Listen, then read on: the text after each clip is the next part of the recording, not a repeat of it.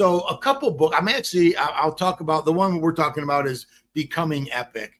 And the subtitle is How Excellence, Perception, Inspiration, and Compassion is a Remedy for Mediocrity. And I wrote that book after my own, bad news. I got some really bad news a couple years ago about having prostate cancer and all those kinds of things. And I went through my own, emotional time there. And it was during my radiation that I took the time. I had 40 days of radiation, which I had to do every day, same time. I had to cancel a bunch of things and all that stuff that goes with that. And I didn't want to let myself get discouraged because it's really easy to sit at home for 40 days. And the only thing you're doing is waiting to go to your next radiation treatment.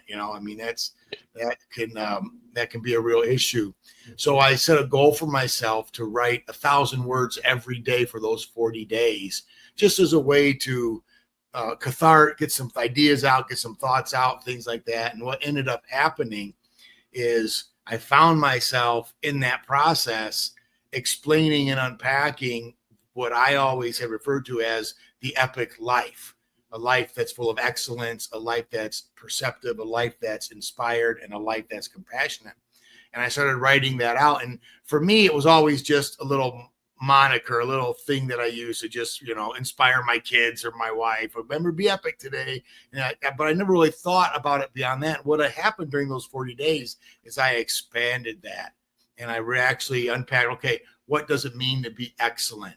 What are the obstacles to excellence? What can you do to become more excellent? What are the practical things? One of the things I recommend, for example, is understanding the huge difference between being excellent and being perfect. So many people struggle with perfectionism. And the issue is you can't be perfect, but you can be excellent.